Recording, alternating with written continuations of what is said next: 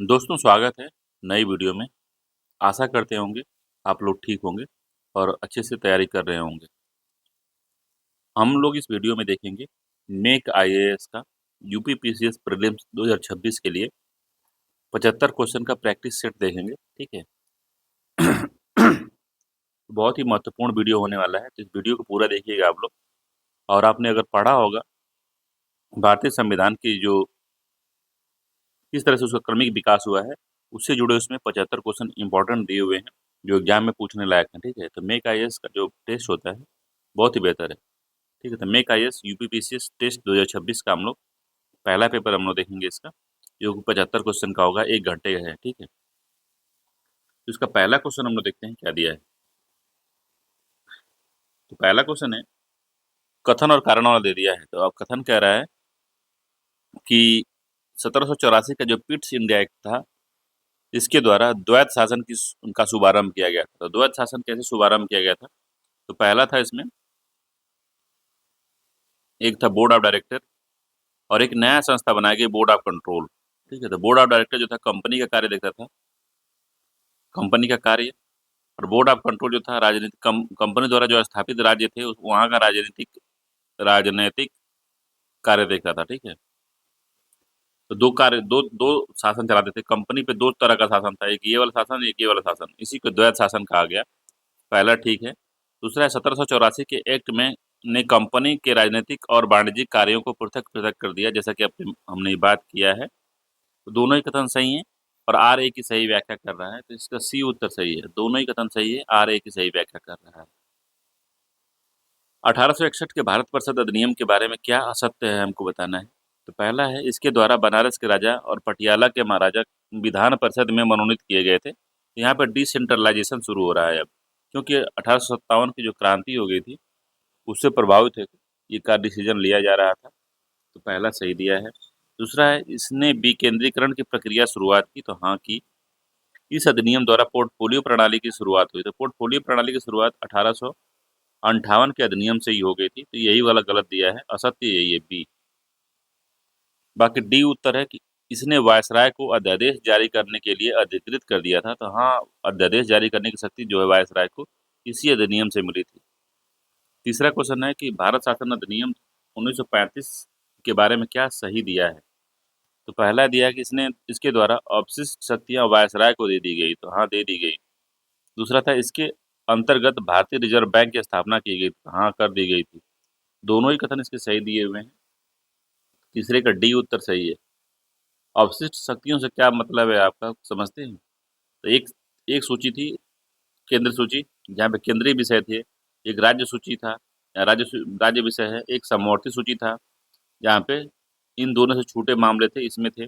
और इन तीनों से जो मामले छूटे हुए थे वो उसको हम कहते थे अवशिष्ट शक्ति। अपशिष्ट शक्तियाँ, वो शक्तियाँ जो थी वायसराय में नहीं थी। ये पूरा मामला था। अगला है कि भारतीय स्वतंत्रता अधिनियम 1947 द्वारा क्या क्या किया गया था। सही कथन बताना है। तो पहला है इसने भारत का विभाजन कर दो स्वतंत्र डोमिनियन की स्थापना की, इंडिया और पाकिस्तान। तो पहला ठीक है। इसने इसके द्वारा गवर्नर जनरल का पद सृजित किया गया था। तो आज़ाद भारत और पाकिस्तान के लिए गवर्नर जनरल का पद सृजन किया गया था, ये भी बात सही है। तीसरा, इसने शाही उपाधि से भारत का सम्राट शब्द को समाप्त कर दिया, तो ये भी बात सही है। तो चौथे का कौन सा उत्तर होगा? चौथे का बी उत्तर सही होगा कि तीनों ही कथन सही दिए हुए हैं। अगला है कि निम्नलिखित तत्वों में से कौन सा सुमेलित नहीं है, बताना है। तो 1947 का जो चुनाव हुआ था और उसके द्वारा जो विभाग बांटा गया था, उस विभागों के बारे में बताना है क्या सही है। तो डॉक्टर राजेंद्र प्रसाद को खाद्य एवं कृषि मिला था। तो हाँ, मिला था। राजकुमारी अमृता कौर को स्वास्थ्य मंत्रालय मिला था। यही सही सुमेलित नहीं है, बी उत्तर सही है। श्रम मंत्रालय जगजीवन राम को मिला था, जगजीवन राम को मिला था। जान मथाई परिवहन और रेल थे, ठीक है। मौलाना अबुल कलाम आजाद शिक्षा मिला था। तो पांचवें का जो है बी उत्तर सही है, बी वाला, कि राजकुमारी अमृत अमृत कौर को स्वास्थ्य विभाग मिला था।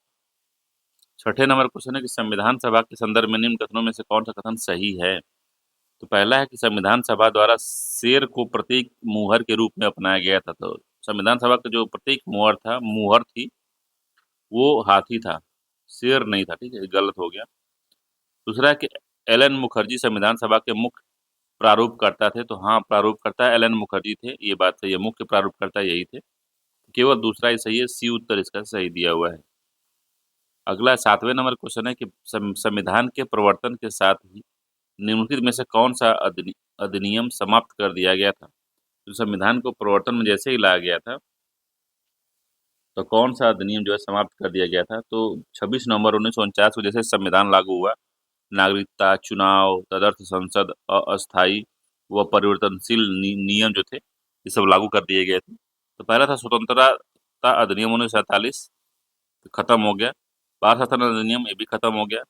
Abolition of privy council jurisdiction जो था 1949, ये लागू रहा, ठीक है। तो 1-2 समाप्त कर दिए गए थे, तो ए वाला ही उत्तर सही है, बाकी जो तीसरा है वो लागू ही रहा। अगला है निम्नलिखित कथनों पर विचार करना है, तो एन गोपालास्वामी अयंगर, डॉक्टर के एम मुंशी, टीटी कृष्णाचारी और श्यामा प्रसाद मुखर्जी प्रारूप समिति से संबंधित कौन थे? तो श्यामा प्रसाद मुखर्जी जो थे, प्रारूप समिति से संबंधित नहीं थे, गलत हो गया। बाकी 3 लोग जो थे प्रारूप समिति के से संबंधित थे, ठीक है। तो 1, 2, 3 इसमें जो है सही दिया है सी, बाकी श्यामा प्रसाद मुखर्जी नहीं थे। इसके अलावा प्रारूप समिति के जो और लोग थे, सदस्य थे, वो कौन-कौन से थे? तो बी आर अम्बेडकर जो अध्यक्ष थे, एन गोपाला स्वामी अयंगर जैसा कि पहला दिया है, सैयद मोहम्मद सादुल्ला थे, एम माधव राव थे, इन्होंने बी एल मित्रा की जगह ली थी, जो कि बी एल मित्रा स्वास्थ्य खराब हो गया था तो हट गए थे, ठीक है। टीटी कृष्णाचारी थे, ठीक है। तो टीटी कृष्णाचारी भी थे जिन्होंने डीपी खेतान की मृत्यु के बाद जगह ली थी ये, ठीक है। और बाकी जो थे के एम मुंशी भी इसमें शामिल थे, ठीक है। तो सी उत्तर इसका सही है। 9वां सूची 1 को सूची 2 से मिलाना है, बताना है क्या सही है। सूची 1 में प्रांतीय संविधान समिति, तो प्रांतीय संविधान समिति कौन कौन थे? तो प्रांतीय संविधान समिति थी सरदार वल्लभ भाई पटेल, पहला हो गया। प्रारूप समिति के अध्यक्ष डॉक्टर बी आर अम्बेडकर, 4 हो गया। मौलाना मौलिक अधिकार उप समिति जो थे जेबी कृपलानी, 2 हो गया। प्रक्रिया नियम समिति राजेंद्र प्रसाद, 3 हो गया। तो 1, 4, 2, 3 इसका सही है। 1, 4, 2, 3 यानी और डी उत्तर सही है। 1, 4, 2, 3 डी वाला उत्तर जो है सही दिया है। 10वां संविधान सभा के संदर्भ में निम्न कथनों में से कौन सा कथन सही है? पहला, इसका गठन नवंबर 1946 में किया गया था, तो हाँ, उसी में किया गया था। इसमें महिलाओं का स्थान नहीं था, तो मैं 15 महिलाएं थी भाई इसमें। महिलाओं का अनुसूचित जनजातियों का सबका प्रतिनिधित्व इसमें दिया गया था। महिलाएं थी, इसलिए गलत है। तो केवल एक ही सत्य है, बी वाला, ठीक है। अगला है 11 नंबर क्वेश्चन है कि मूल रूप से संविधान में शामिल नहीं थे, प्रस्तावना थी। अनुच्छेद 395 अनुच्छेद भी थे, 12 भाग भी थे, 12 अनुसूचियाँ नहीं थी, 8 अनुसूचियाँ थी। जो प्रारंभिक संविधान जो बना था उसमें 8 अनुसूचियाँ थी, बाद में और जोड़ी गई हैं, तो डी वाला गलत है इसमें, ठीक है? डी वाला गलत है, याद रखेंगे। संघीय व्यवस्था के संदर्भ में इन कथनों पर विचार करना है, और पहला इसमें कथन दिया है कि भारतीय संघ राज्यों के बीच हुए किसी समझौते का निष्कर्ष है। तो जो भारत का संघ है, वो राज्यों के बीच हुए किसी समझौते का निष्कर्ष है। तो क्या समझौता हुआ है ऐसा? तो समझौते का निष्कर्ष नहीं है, ठीक है। याद रखना है कि भारत का जो संविधान है, संघीय सरकार की स्थापना करता है और उसमें संघ के सभी आम लक्षण विद्यमान हैं, ठीक है। 2 जो सरकारें हैं, शक्तियों का विभाजन है, लिखित संविधान है, संविधान की सर्वोच्चता है, संविधान की कठोरता, स्वतंत्र न्यायपालिका और द्विसदनीय व्यवस्था है, ठीक है। ये सारे जो हैं एक जो है संघीय व्यवस्था की जो लक्षण होते हैं वो सारे दिए हुए हैं, ठीक है। और कहीं भी संविधान में संघीय शब्द का प्रयोग नहीं हुआ है, याद रखेंगे इसमें। संघीय शब्द का प्रयोग फेडरलिज्म का जो यूज़ है कहीं भी हुआ नहीं है, ठीक। अनुच्छेद 1 में लिखा है कि भारत का उल्लेख राज्यों के संघ के रूप में किया गया है। इसका अभिप्राय ये है कि भारतीय संघ राज्यों के बीच हुए किसी समझौते का निष्कर्ष नहीं है, ठीक है। भारत राज्यों का संघ है। इसका जो है भारत जो राज्यों का संघ है, इसका उल्लेख 2 तरह से हो सकता है। एक तो भारतीय संघ राज्यों के बीच हुए किसी समझौते का निष्कर्ष नहीं है। दूसरा हो सकता है कि राज्य को संघ से अलग होने का अधिकार नहीं है। तो राज्यों को जो है भारत के संघ से अलग होने का अधिकार नहीं है, क्योंकि समझौते का परिणाम नहीं है ये, ठीक है। तो पहला गलत दिया है। दूसरा इसमें दिया है किसी राज्य को संघ से अलग होने का अधिकार नहीं है, तो ये ठीक है, अधिकार नहीं है। भारत जो है एक विनाशी राज्यों का अविनाशी संघ है, ठीक है? राज्यों का विनाश हो सकता है। आर्टिकल 1, 2 ये 2-3 में अगर देखेंगे तो राज्यों का विनाश करने के बारे में दिया हुआ है। नए राज्यों के गठन के बारे में दिया हुआ है। राज्यों की सीमा बदलने का नाम बदलने के बारे में दिया हुआ है, ठीक है? तो किसी राज्यों को संघ से अलग होने का कोई अधिकार नहीं है। अविनाशी संघ का विनाशी राज्य, ये कह सकते हैं। तीसरा दिया है इसमें कि एकीकृत न्यायपालिका गैर संघीय लक्षण दर्शाता है। तो एकीकृत न्यायपालिका जो होती है, देखिए स्वतंत्र न्यायपालिका जो होती है, एक संघीय व्यवस्था का लक्षण दिखाता है। मगर जहाँ वहीं पे एकीकृत न्यायपालिका मतलब न्यायपालिका जुड़ी होना, जैसे सुप्रीम कोर्ट, फिर हाई कोर्ट, फिर डिस्ट्रिक्ट कोर्ट, फिर लोअर कोर्ट, तो ये क्या होती हैं, ये जो हैं जुड़ी हुई हैं, तो एकीकृत न्यायपालिका गैर संघीय लक्षण दर्शाती हैं, तो ये बात सही है। तो भारत में गैर संघीय लक्षण भी हैं, जैसे कुछ गैर संघीय लक्षण के उदाहरण है, जैसे सशक्त केंद्र है, ठीक है? एक संविधान है, एकल नागरिकता है, संविधान का लचीलापन है, एकीकृत न्यायपालिका है, केंद्र द्वारा राज्यपाल की नियुक्ति है, अखिल भारतीय सेवाएँ हैं, आपातकालीन प्रावधान हैं, ये सारे एकात्मक लक्षण हैं, ठीक है? गैर संघीय लक्षण कह सकते हैं इसको। तीसरा दिया है लिखित संविधान का होना एक संघीय लक्षण है, तो लिखित संविधान का होना एक संघीय लक्षण है, ये बात सही है। तो पहला गलत है, 2, 3, 4 सही दिया है, तो 2, 3, 4 तो बी में ही दिया है, तो इसका बी उत्तर सही है कि 2, 3, 4 इसमें ठीक दिया है, ठीक है? अगला 13 नंबर का क्वेश्चन कह रहा है कि भारत में संघीय प्रणाली की विशेषता की नहीं है। तो भारत में संघीय प्रणाली की विशेषता कौन-सा नहीं है इसमें? तो कार्यपालिका की संयुक्त जवाबदेही है, मुख्यमंत्री का नेतृत्व है, निचले सदन का विघटन है, मतलब लोकसभा का विघटन है, भारतीय संसद की संप्रभुता। तो संघीय प्रणाली की विशेषता क्या नहीं होती? तो संघीय प्रणाली की विशेषता में हमने देखा था कि एक जो होता है वास्तविक व नाम मात्र की जो कार्यपालिका होती है या कार्यपालकों की उपस्थिति है, तो वास्तविक में कौन आता है? पीएम आता है और नाम मात्र के कार्यपालकों में आपका कौन आता है?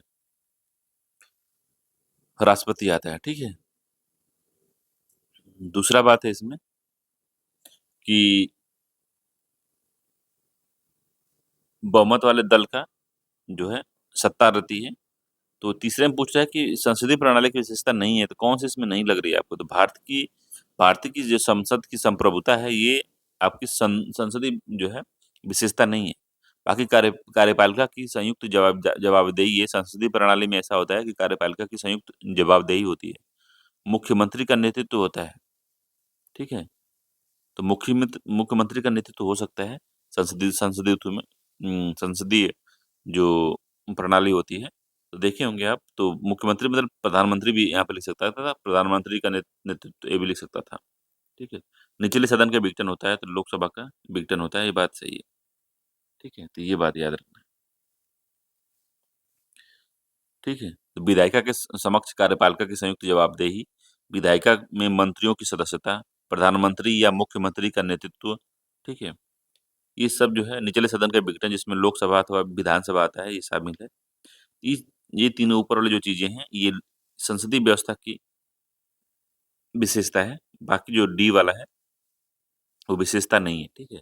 14 नंबर क्वेश्चन कह रहा है कि अभिकथन और कारण है, ठीक है? तो अभिकथन कथन कारण वाला क्वेश्चन है, तो अभिकथन कह रहा है कि भारत में धर्मनिरपेक्षता के सकारात्मक पहलू को शामिल किया गया है। तो भारत में धर्मनिरपेक्षता के सकारात्मक पहलू को शामिल किया गया है, ठीक है? ये बात सही है, ठीक। भारतीय समाज बहुत धर्मवादी है, ये भी बात ठीक है, तो दोनों ही सही है और आर जो है एक ही व्याख्या कर रहा है, ठीक है? तो डी उत्तर सही है कि ए, आर दोनों सही है और आर एक ही सही व्याख्या कर रहा है। तो भारत में जो धर्मनिरपेक्षता है, वो जो वेस्टर्न धर्मनिरपेक्षता है उससे अलग है। वेस्टर्न में क्या होता है मतलब पश्चिमी देशों में क्या है कि वहाँ पे जो है धर्म जो है राज्य से बिल्कुल ही कटा हुआ है, ठीक है? राज्य अलग है, धर्म अलग है, ठीक है? धार्मिक मामले में राज्य जो है हस्तक्षेप नहीं करता, ठीक है? मगर जो भारत का संविधान है वो धर्मनिरपेक्ष है, ठीक है? और भारत में जो धर्मनिरपेक्षता है वो किस तरीके से है, तो सेपरेशन तो है कि धर्म अलग है और हमारा राज्य अलग है। मगर जब भी धर्म में कोई दिक्कत होती है, किसी के मौलिक अधिकारों का धर्म हनन करता है या कुछ भी करता है तो राज्य उसमें हस्तक्षेप करता है, ठीक है? तो धर्मनिरपेक्ष है, इसीलिए यह भी धर्म विशेष को भारत के देखिए, धर्मनिरपेक्षता यह भारत में धर्मनिरपेक्षता के जो सकारात्मक पहलू हैं, इसका मतलब यही है कि जो जो भी धर्म किसी के मौलिक फंडामेंटल राइट का उल्लंघन करेगा, ठीक है? तो वो क्या करेगा, तब वहाँ पे राज्य जो है हस्तक्षेप करेगा, ठीक है? तो संविधान जो है भारत का, वो किसी भी धर्म को मान्यता नहीं देता है, ठीक है? सभी धर्मों को एक समान दृष्टि से देखता है, ठीक है? मगर अब देखेंगे इस संविधान में जो लिखा है उसकी बात हो रही है, बाकी अब राजनीतिक जो पार्टियाँ हैं, वो जो है इस धर्मनिरपेक्षता को कमज़ोर कर रही हैं, ठीक है?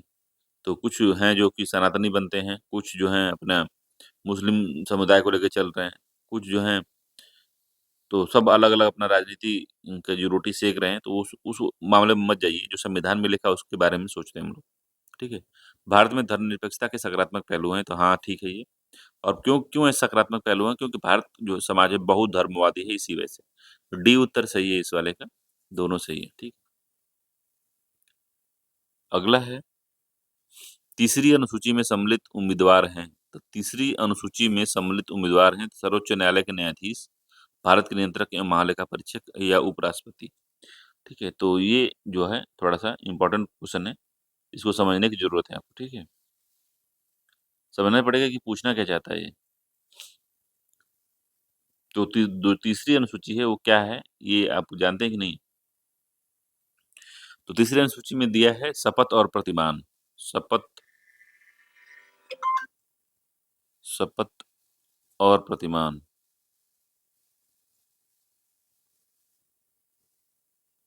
ठीक है? तो किनका-किनका जो शपथ और प्रतिमान जो है तीसरी अनुसूची में लिखा गया है, उसी के बारे में ये बात कर रहा है, ठीक है? तो सर्वोच्च न्यायालय के न्यायाधीश तो हैं, ठीक है? भारत के नियंत्रक एवं लेखा परीक्षक भी हैं, ये भी हैं, ठीक है? मगर उ उपराष्ट्रपति नहीं है, ठीक है? उपराष्ट्रपति के बारे में बात नहीं की गई इसमें, ठीक? तो 1-2 इसमें सही आंसर है, सी वाला उत्तर सही है। तो तीसरी अनुसूची में क्या दिया है, तो शपथ और प्रतिज्ञान के रूप में बात की गई है और इसमें संघ के मंत्री, संसद के निर्वाचन हेतु जो अभ्यर्थी हैं वो, संसद के सदस्य, सर्वोच्च न्यायालय के न्यायाधीश, कैग, राज्य मंत्री, राज्य विधानमंडल के निर्वाचित सदस्य, राज्य विधानमंडल के सदस्य, उच्च न्यायालयों के न्यायाधीश, ये सब इसमें शामिल किए गए हैं। इनके शपथ के प्रतिमान जो है इसमें शामिल हैं।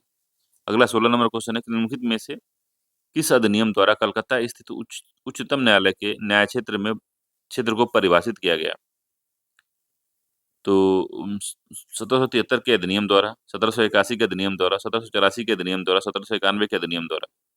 तो 16वें का बी उत्तर सही है, 1781 के अधिनियम द्वारा, ठीक है? तो बी उत्तर सही है। उच्चतम न्यायालय के जो न्याय क्षेत्र को परिभाषित किया गया था 1781 के अधिनियम द्वारा। 81 में हुआ क्या था? तो 1781 का संशोधन अधिनियम आया था। इसके तहत जो है कलकत्ता स्थित उच्चतम न्यायालय के न्याय क्षेत्र को परिभाषित किया गया था। ठीक है? तो उसमें क्या हुआ था, जो कलकत्ता में उच्च न्यायालय थी, उसके क्षेत्र को या न्यायालय था, उसको जो है परिभाषित किया गया था। इसमें जो राजस्व एकत्रित करने की जो व्यवस्था में रुकावट न डालने का प्रावधान जो है इसमें किया गया। क्योंकि जब भी कोई राजस्व वसूल रहा था, तो किसी न किसी के जो अधिकार हैं या फिर उनकी ज़मीन है, जायदाद है, उस पे क्या हो रहा था कि कोई भी अगर चीज़ जो अंग्रेज़ अगर दबाव देके अगर वसूल रहे थे, तो वो केस कर दे रहे थे वो लोग, ठीक है? सुप्रीम कोर्ट में। जब केस हो जा रहा था, तो क्या हो रहा था उस समय पे स्टे लगाया जा रहा था, जो जो वसूल रहे थे, उस वसूली पे रोक लग जा रही थी जब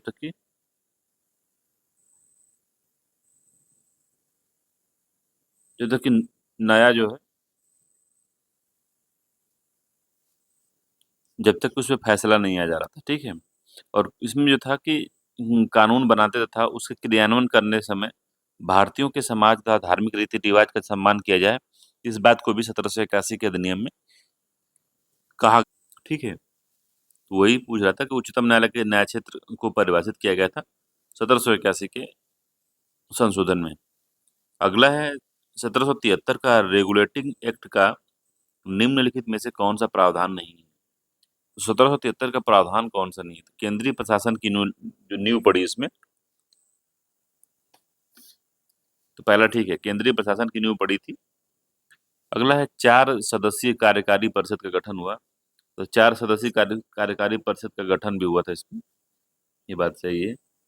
अगला दे रहा है उसमें कि कलकत्ता में 1775 में एक उच्चतम न्यायालय की स्थापना होती है। 1775 1774 में होती है, ठीक है। 1774 में होती है, 1774 में होती है। तो ये गलत है, सी वाला उसका उत्तर सही है। यही गलत है। अगला है मद्रास एवं बम्बई के गवर्नर पर बंगाल के गवर्नर जनरल की अधीनता हो गई थी, ठीक है। तब जो बॉम्बे था उस पे गवर्नर जनरल जो थे बॉम्बे और मद्रास के, उनको उन किसके अंडर में आ गए? तो बंगाल के गवर्नर जनरल के अंडर में आ गए थे। 18 नंबर क्वेश्चन है कि महाद्वीपीय व्यवस्था निम्नलिखित में से किस के निर्माण का मुख्य कारण बनी?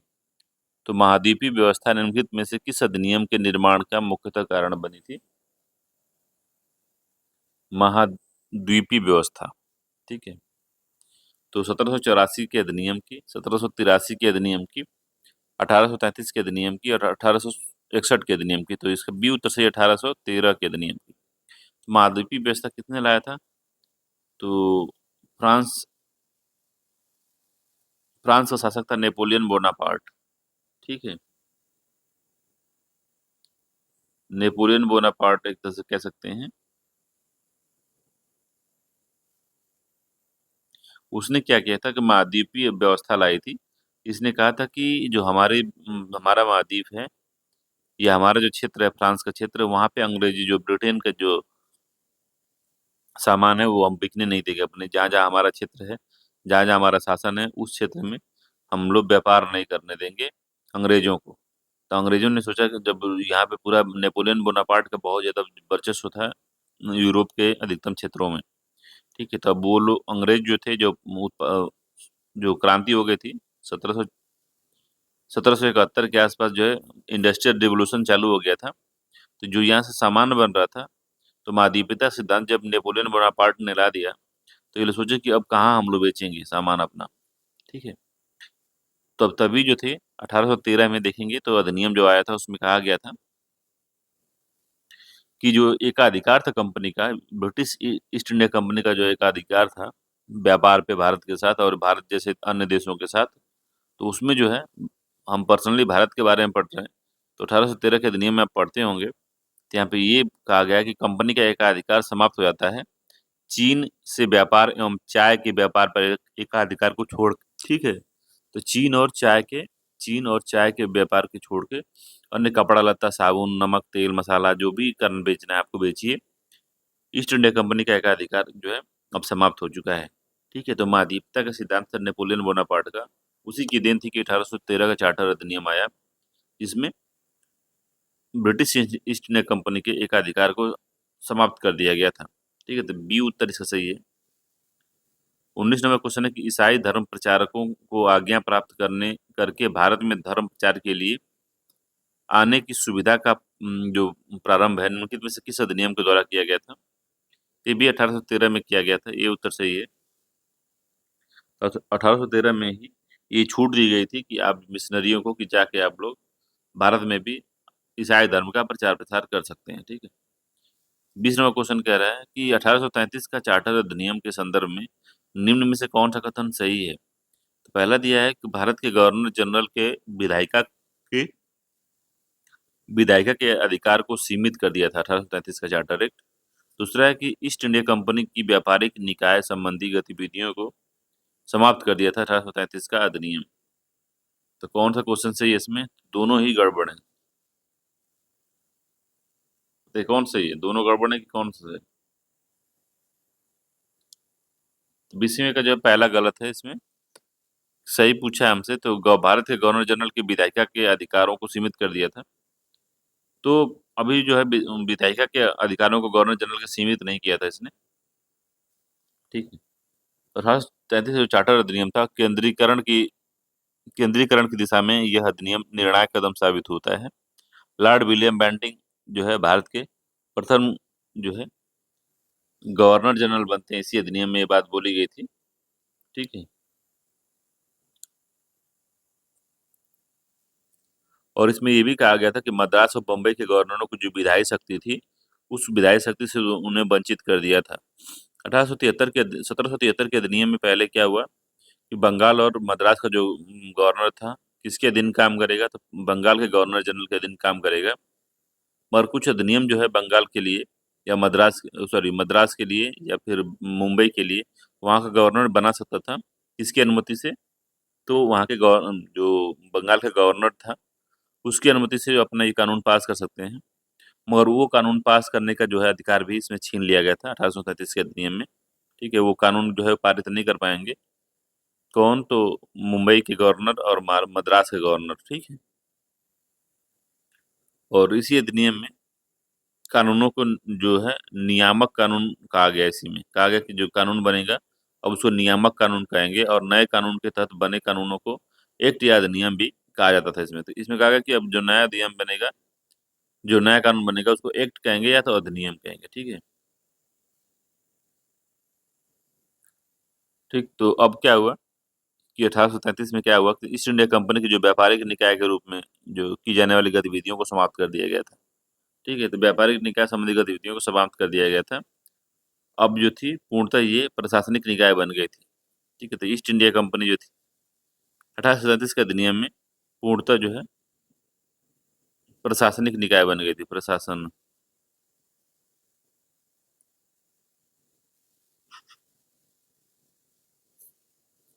ठीक है, प्रशासनिक निकाय बन गई थी। इस बात को याद रखेंगे।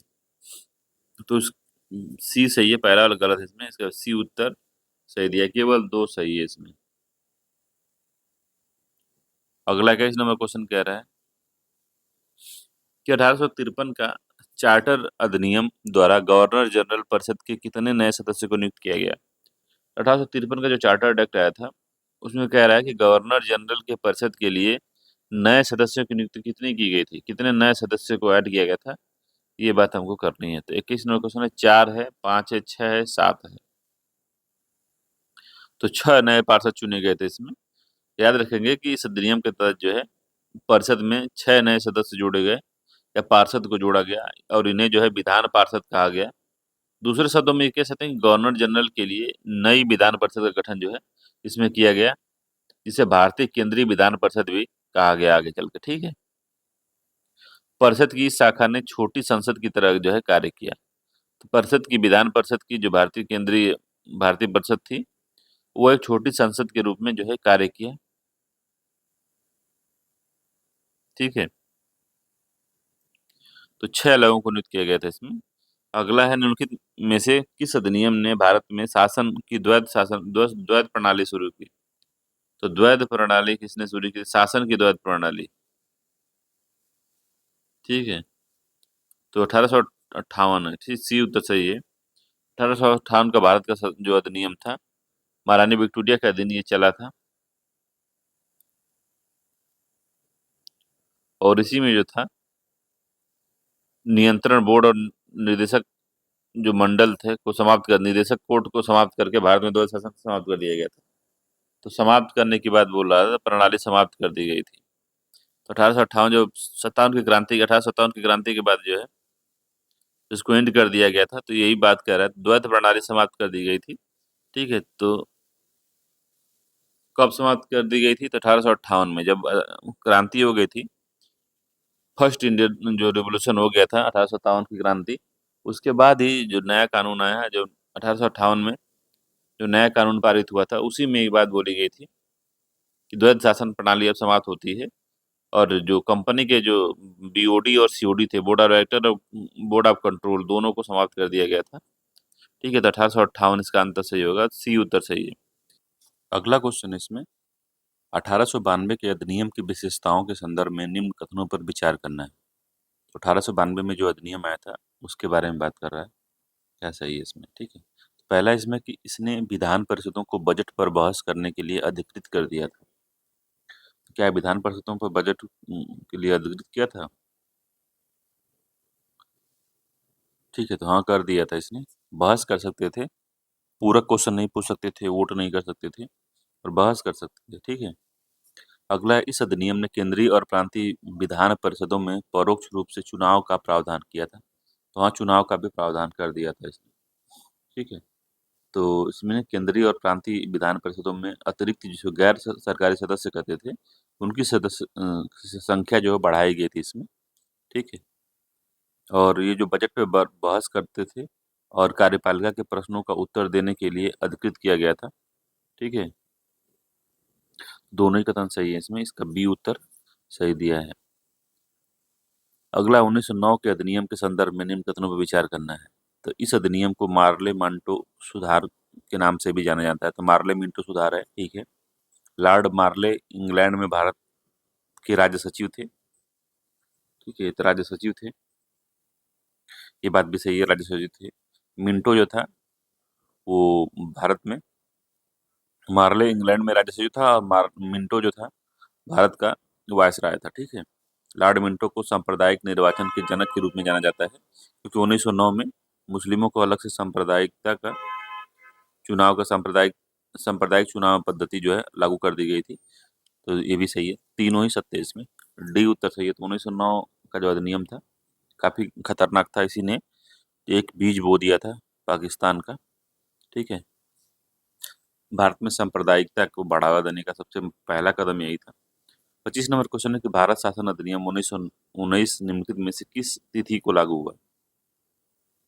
1919 का अधिनियम जो था किस तिथि को लागू हुआ था? ये भी काफी इंपॉर्टेंट क्वेश्चन है, पूछता है एग्जाम में इसको। तो 1919 में, 1920 में, 21 में, 22 में। तो 1921 में लागू हुआ था, सी उत्तर इसका सही है। 1921 में लागू हुआ था ये। ठीक है। तो 1919 के अधिनियम को क्या कहते हैं? तो इसको एक और नाम से जाना जाता है, इसको मॉन्टेग्यू चैम्सफोर्ड सुधार कहते हैं। मॉन्टेग्यू चैम्सफोर्ड सुधार, चैम्सफोर्ड सुधार के नाम से जाना जाता है। ये सारा हमने अपने चैनल पे पढ़ा दिया है। ठीक है। इंडियन पॉलिटी का प्लेलिस्ट होगी, उसमें इस सारी चीज़ों को डिटेल में पढ़ाया गया है, तो वहाँ पे देख सकते हैं जाके। ठीक है। 26 नंबर क्वेश्चन कह रहा है कि साइमन आयोग के संदर्भ में निम्नलिखित में से कौन सा कथन सही नहीं है? तो साइमन आयोग के बारे में कह रहा है कौन सा सही नहीं है। तो आयोग के सभी सदस्य ब्रिटिश थे, ये बात सही है, इसीलिए तो लफड़ा ही हो गया था।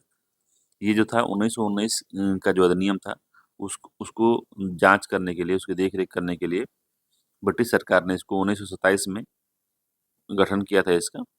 ठीक है। जो 1919 का संवैधानिक स्थिति थी, उसका पता लगाने के लिए इसको बनाया गया था, एक वैधानिक आयोग था ये। ठीक है। इसमें जो है भारत के कानून का पता लगाने के लिए 1919 का, उसको उसकी जांच करने के लिए कि स्थिति क्या है, किस स्तर तक ये सफल रहा है, उसकी जांच करने के लिए आयोग बना था।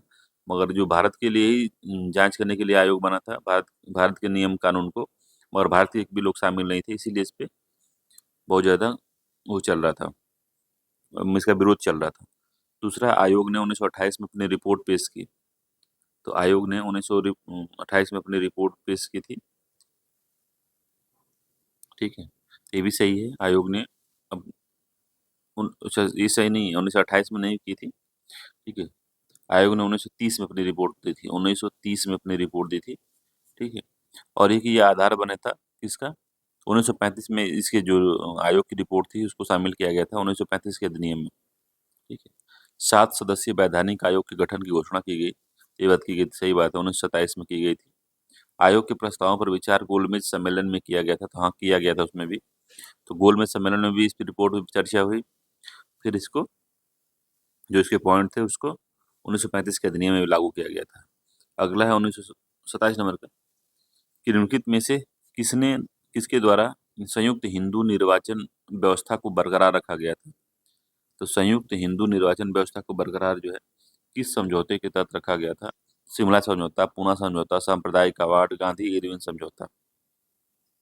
तो वो पूना पैक्ट था। ठीक है। बी उत्तर सही है, क्योंकि जो ये सांप्रदायिक अवार्ड था, इसमें संयुक्त हिंदू निर्वाचन व्यवस्था को तोड़ा गया था, और उसमें अलग से जो दलित थे, दलित लोगों को अलग से निर्वाचन पद्धति दी गई थी निर्वाचन करने के लिए, कि वो अगर कोई दलित खड़ा होता है तो उसको सिर्फ दलित ही वोट देगा।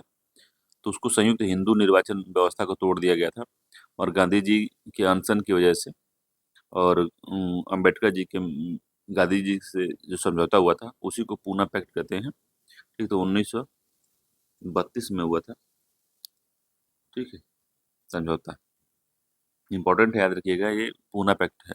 संयुक्त हिंदू निर्वाचन व्यवस्था को बरकरार रखा गया था और पूना पैक्ट में गांधी जी ने कहा था कि आपको हम दोगुना मतलब रिप्रेजेंटेशन देंगे, ठीक है? अपने कांग्रेस के अंदर ही या फिर अपने जो विधानसभा है, लोकसभा है उसमें जो है हम आपको आपकी जो जितना जहाँ जनसंख्या है उसी के अनुपात में हम आपको दे देंगे रिप्रेजेंटेशन, ठीक है? आप जो है ये कम्युनल अवार्ड को छोड़ दीजिए, सांप्रदायिक अवार्ड को छोड़ दीजिए। तो उन्होंने छोड़ दिया था क्योंकि काफ़ी सीटें जो है इनको दे दी गई थी, दलित लोगों को, ठीक है?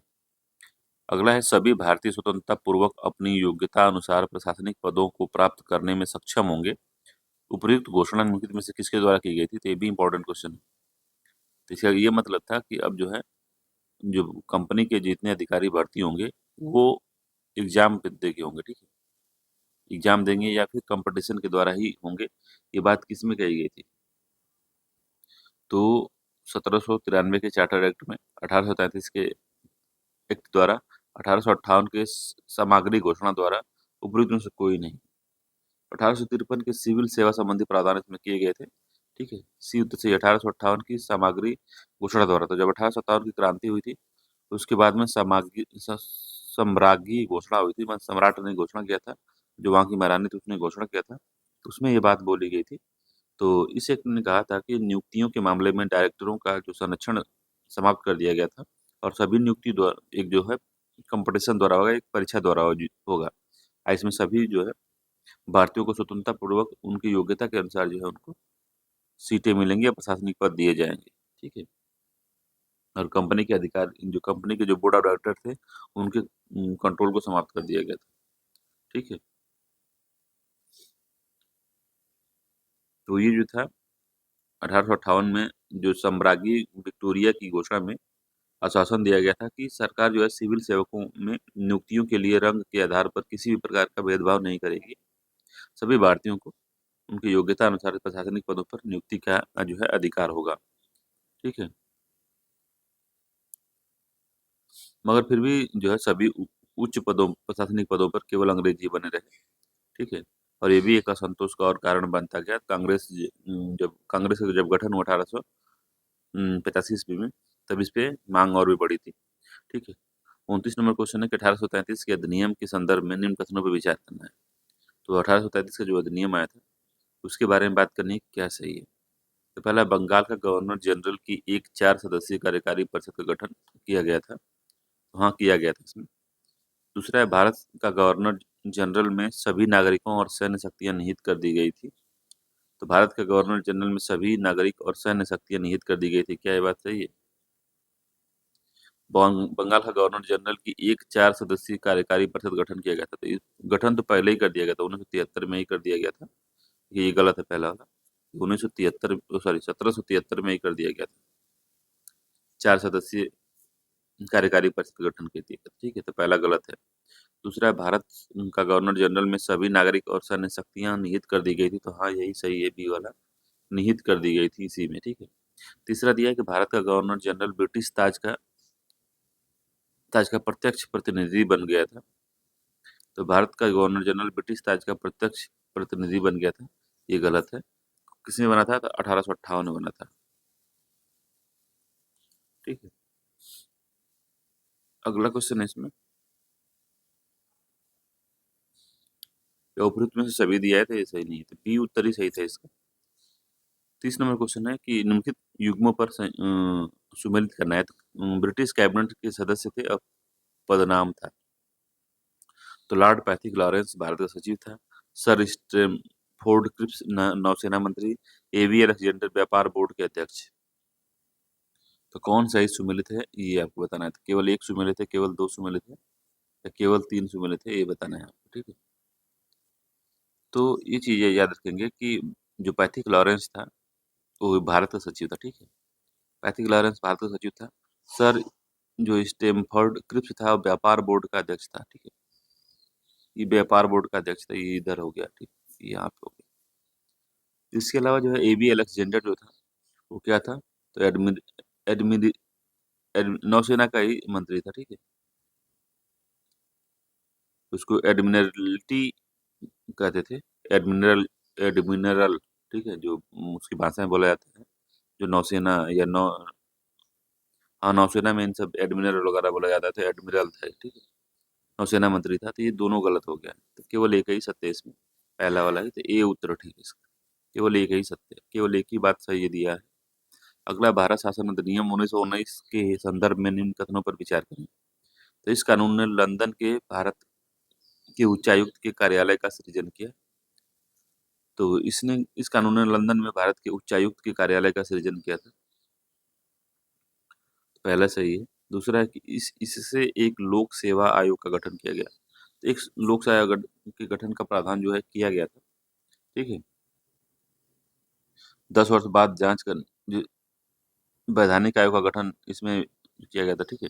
इसमें लोक सेवा आयोग का गठन किया गया था, और एक वैधानिक आयोग जो साइमन कमीशन बन के आया था, इसमें ये भी लिखा था कि 10 साल बाद एक आयोग का गठन किया जाएगा जो इसकी जांच करेगी, ठीक है, और अपनी रिपोर्ट देगी कि 1919 का जो अधिनियम था कितना सफल रहा, ठीक है। तो इसमें जो है एक लोक सेवा आयोग का गठन किया गया था, और 1926 में जाके सिविल सेवकों की भर्ती के लिए केंद्रीय लोक सेवा आयोग का गठन किया गया था, ठीक है। तो 1926 में इसको लागू कर दिया, 1926 में जाके केंद्रीय लोक सेवा आयोग का गठन किया गया था। दोनों ही कथन सही दिए हुए हैं, इसका डी उत्तर सही है, दोनों ही सही दिए हैं इसमें। और एक अलग आयोग 10 साल वाला जो था वो साइमन आयोग था, इस पहले ही प्रावधान कर दिया गया था कि एक आयोग बनेगा, ठीक है। अगला है, स्वतंत्र भारत के पहले मंत्रिमंडल में निम्नलिखित में से कौन शिक्षा मंत्री था। तो शिक्षा मंत्री मौलाना अबुल कलाम आजाद थे, ठीक है। ये जगजीवन राम जो थे, ये आपका श्रम मंत्री थे। जान मथाई क्या थे, बताइए। जान मथाई रेलवे परिवहन मंत्री थे, परिवहन। और आर के षणमुगम शेट्टी क्या थे, ये वित्त मंत्री थे, ठीक है, उस समय वित्त मंत्री थे, याद रखिए। तो इसका सी उत्तर सही है। अगला है, निम्नलिखित कथनों पर विचार करना है। तो संविधान सभा के गठन का विचार 1934 में एम एन रॉय ने रखा था, तो हाँ ये रखा था, पहला सही है। दूसरा है कि 1938 में भारतीय राष्ट्रीय कांग्रेस ने आधिकारिक रूप से संवैधानिक सभा के गठन की मांग की थी। तो हमने आपको बताया था, जब इंडियन पॉलिटी का पढ़ा रहा था, तो उसमें जो संविधान का निर्माण किस तरह से हुआ था उसका आधार हम बता रहे थे, तो उसी में ये बताया था कि संविधान सभा के बारे में कांग्रेस ने क्या किया था। तो एम एन राय ने 1934 में रखा था, ये बात सही है, जो वामपंथी आंदोलन के नेता थे। वहीं पे 1938 में भारतीय राष्ट्रीय कांग्रेस की ओर से पंडित जवाहरलाल नेहरू ने घोषणा की थी कि स्वतंत्र भारत के संविधान के निर्माण के लिए वयस्क मताधिकार के आधार पर जो है सभा बनानी चाहिए, ठीक है। तो भारतीय राष्ट्रीय कांग्रेस के आधिकारिक रूप से नहीं किया था, ठीक है।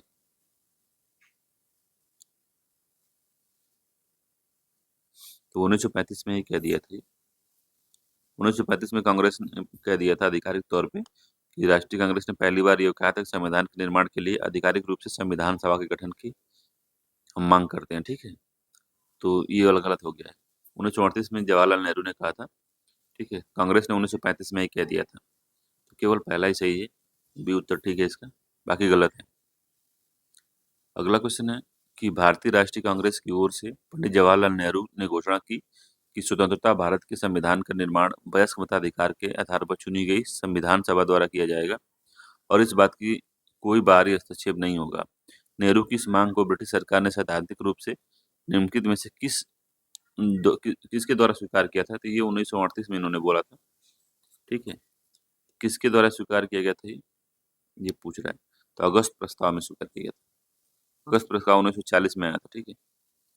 1940 में अगस्त प्रस्ताव आया था, याद रखेंगे, इंपॉर्टेंट है, अगस्त प्रस्ताव को पूछता है।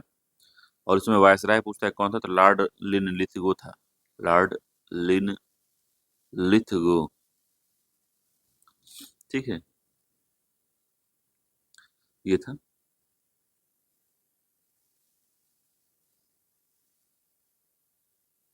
ठीक है, अगला है 35वां क्वेश्चन है। पहला इसमें कि इसके प्रस्तावों के तहत नवंबर 1946 में संविधान सभा का गठन हुआ था। तो क्या ये बात सही है? पहला सही है, इसके प्रस्तावों के तहत जो है नवंबर 1946 में संविधान सभा का गठन हुआ। दूसरा है, कैबिनेट मिशन के बारे में पूछ रहा है, ठीक है। दूसरा है, इसमें देशी रियासतों के प्रतिनिधियों का चयन वायसराय द्वारा किया जाना था, तो ये गलत है, ठीक है। ये सही नहीं है। जो देसी रियासतों के प्रतिनिधि थे, उनका चयन जो है वहाँ का राजा करेगा, ठीक है? याद रखना है इसको। तो 35वें का जो तीसरा गलत हो गया इसमें। और संविधान सभा की कुल जो सदस्य संख्या होनी थी 389 होनी थी, ठीक है? इसमें 296 जो तीन टोटल सीटें कितनी होनी थी 389 होनी थी। इसमें से जो 296 सीटें सीटें थी वो ब्रिटिश प्रांतों से होनी थी, ठीक है? और 93 सीटें जो थी वो देसी रियासतों से मनोनीत होने थे, ठीक है, जनसंख्या के अनुपात में। तो याद रखेंगे इसमें, तो ये बात सही है। तीसरा दिया है कि इसमें प्रत्येक ब्रिटिश प्रांत को आवंटित सीटों का निर्धारण 3 प्रमुख समुदायों के बीच उनकी जनसंख्या के अनुपात में किया जाना था। तो ये बात भी ठीक दिया है, सही। तो 1-3 सही है इसमें, ए वाला आंसर सही दिया हुआ है, ठीक है। और वो 3 प्रमुख जो समुदाय थे वो कौन-कौन से थे, इसको भी देख सकते हैं। 3 प्रमुख समुदायों के बीच करना था। तो कौन-कौन से 3 प्रमुख समुदाय थे? तो मुस्लिम, सिख और सामान्य वर्ग के लोग थे, ठीक है। तो मुस्लिम और सिख को छोड़ के जो सामान्य वर्ग में आते थे, मुस्लिम और सिख को अगर छोड़ देते हैं तो जो बचते थे वो सामान्य वर्ग में आते थे, ठीक है। तो 1-3 इसमें सही दिया हुआ है। 36 नंबर क्वेश्चन है कि संविधान सभा के निम्नलिखित में से उपाध्यक्ष थे। तो संविधान सभा के उपाध्यक्ष के बारे में बात कर रहा है। तो डॉक्टर एच.सी. मुखर्जी थे, तो हाँ थे।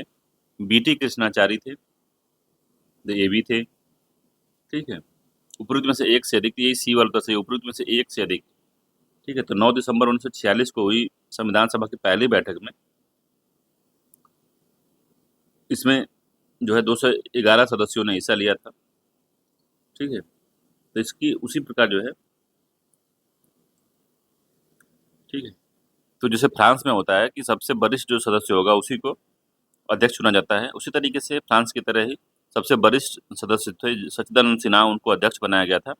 बाद में राजेंद्र प्रसाद को संविधान सभा के अध्यक्ष जो है अस्थायी रूप से जो उनको बनाया गया था। उसी प्रकार जो है एच.सी. मुखर्जी और बी.टी. कृष्णाचारी जो है सभा के उपाध्यक्ष निर्वाचित हुए थे। तो दूसरे शब्दों में कहें तो संविधान सभा के 2 उपाध्यक्ष थे, ये दोनों लोग थे, ठीक है।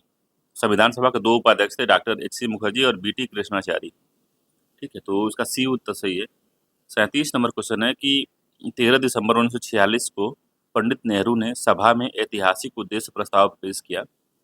तो 13 दिसंबर 1946 को पेश किया था, ये बात बिल्कुल सही है, ठीक है। दूसरा है कि इस प्रस्ताव को 22 जनवरी 1947 को सर्वसम्मति से स्वीकार कर लिया गया था। दोनों ही डेट आपको याद रखनी है, ठीक है, इंपॉर्टेंट काफ़ी है ये। तो दोनों डेट याद रखनी है, पहला और दूसरा वाला, तो दोनों ही इंपॉर्टेंट है। दोनों कथन सही दिया हुआ है, डी उत्तर सही है, सही हमको बताना भी था, ठीक है। तो 13 दिसंबर पूछता है कि उद्देश्य प्रस्ताव संविधान सभा में जवाहरलाल नेहरू ने किस डेट को प्रस्तुत किया था? तो 13 दिसंबर 1946 को प्रस्तुत किया था, ठीक है। इसको याद रखेंगे विशेष तौर पे। और कब इसको सर्वसम्मति से स्वीकार कर लिया गया था? तो 22 जनवरी 1947 को इसको स्वीकार कर लिया गया था और संविधान में जोड़ दिया गया था। अगला है उद्देश्य प्रस्ताव के संबंध में निम्न कथनों पर विचार करना है, बताना है क्या असत्य है। यहाँ पे विशेष ध्यान दीजिए, क्या असत्य है। तो पहला है, यह संविधान सभा भारत को एक स्वतंत्र संप्रभु गणराज्य घोषित करता है।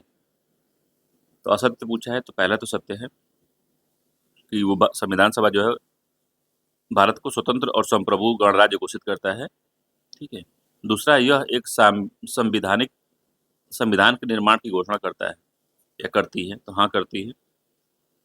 अगला है, यह संप्रभु स्वतंत्र भारत की सभी शक्तियाँ एवं प्राधिकार का स्रोत संविधान सभा को बनाती है। नहीं, भारत की जनता को बनाती है, भारत की जनता, ठीक है, भारत की जनता को बनाती है। तीसरा वाला ही गलत है इसमें, असत्य पूछा है तो सी असत्य है इसमें, ठीक है। सी वाला असत्य दिया हुआ है। अगला क्वेश्चन है इसमें, इसमें डी डी क्या दिया है कि इसके द्वारा संघ की एकता और एकता को अक्षुण्ण रखने का प्रावधान किया है, तो हाँ किया है। 39 नंबर क्वेश्चन है कि भारतीय स्वतंत्रता अधिनियम 1947 के द्वारा संविधान सभा की स्थिति के संबंध में निम्नलिखित में से कौन सा जो है सही नहीं है। तो कौन सा सही नहीं है हमको बताना है इसमें। तो पहला दिया है कि इसने संविधान सभा को पूरी तरह से संप्रभु निकाय बना दिया, तो हाँ बना दिया। संप्रभु मतलब क्या होता है कि इसके न बाहरी शक्तियों का कोई हस्तक्षेप हो उसमें, कोई बाहरी शक्ति इसको प्रभावित ना करे, न कोई अंदरूनी शक्ति इसको प्रभावित करे, ये अपना डिसीजन स्वयं ले और स्वयं अपने हिसाब से काम करे, ठीक है। वो संप्रभु निकाय वही होती है जिसको आंतरिक और बाह्य कोई किसी के द्वारा जो है दबाव बना के कोई कार्य ना करवाया जाए, वो पूरी तरीके से अपना कार्य करने के लिए स्वतंत्र हो, वो संप्रभु निकाय होता है।